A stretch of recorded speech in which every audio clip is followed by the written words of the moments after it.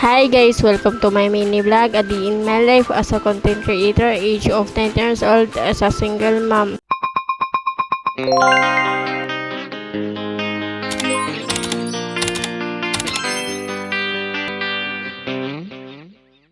For today's video nga pala, kakagising nga lang pala namin yan, and nandito na nga rin pala kami sa sala niyan. And nung pagkarating nga pala namin dito sa may sala, naglalaro na nga rin pala dyan si Bibi Ethan. And tumatayo na nga rin pala dyan dahil may pupuntahan nga pala siya. Pupunta nga pala siya kay mama niya, hindi ko nga alam pala na videohan. And tapos na nga rin pala ako maghilamos niyan, and tapos na nga rin pala ako magluto ng uulamin namin. Hindi lang ako nakapag-video. Pagkatapos ko nga pala magluto ay kumain na nga rin pala kami, kain tayo guys. And kami na nga lang pala ni Bibi Ethan dito sa bahay niyan. And pinapatulog ko na nga rin pala dyan si Bibi Ethan.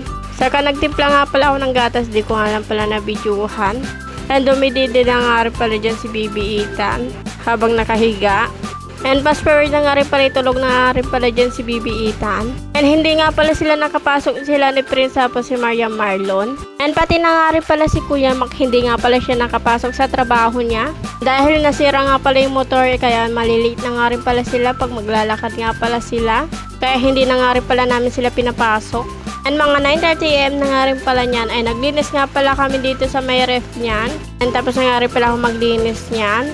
And pagkatapos nga pala maglinis ng ref ay punta na nga rin pala ako dito sa may sala niyan. Saka naglalaro na nga rin pala dyan si Bibi Ethan. Pinalitan ko nga pala ng damit si Bibi Ethan dahil madumi na nga rin pala yung damit niya. Ang dala-dala nga pala niya yung baso niya dahil hihingi nga pala siya kay Maria ng tubig. E nung nakahingi na nga rin pala si Bibi Ethan ay umiinom na nga rin pala siya. Umiinom habang naglalakad nga pala.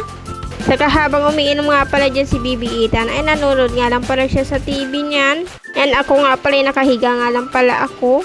Mga 11:30 am na nga rin pala niyan ay gagawa nga pala kami ng kikiam niyan. Napanood ko nga lang pala sa Facebook na pwede nga palang gawin na kikiam yung sardinas tas itlog tas harina. Kaya gagawa nga pala kami ni Prince niyan. And fast forward na nga rin pala, nakagawa na nga rin pala kami ni Prince niyan. Nilagyan nga pala namin ng harina dahil dumidikit nga pala.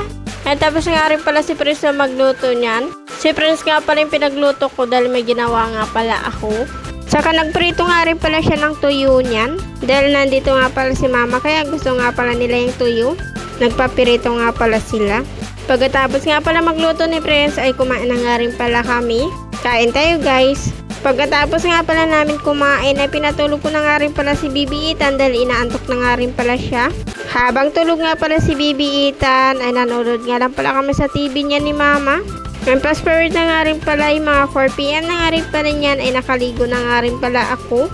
And nakabihis na nga rin pala ako niyan kaya nagsusuklay na nga rin pala ako. Pagkatapos nga pala magsuklay ay nag-skincare na nga rin pala ako. Habang nag-aayos nga pala ako sa sarili ko niyan ay si Bibi Ethan nga pala ay naglalaro nga lang pala dun sa may sala. Pagkatapos ko nga pala mag-ayos sa sarili ko ay nagluto nga pala ako ng pansit niyan. Dahil nagpaluto nga pala si mama dahil gusto nga pala daw nila yan. Merienda nga lang pala namin yan. And pagkatapos ko nga pala magluto ay kumain na nga rin pala kami. Mga 7 PM na nga rin pala niyan ay kumakain na nga rin pala kami niyan.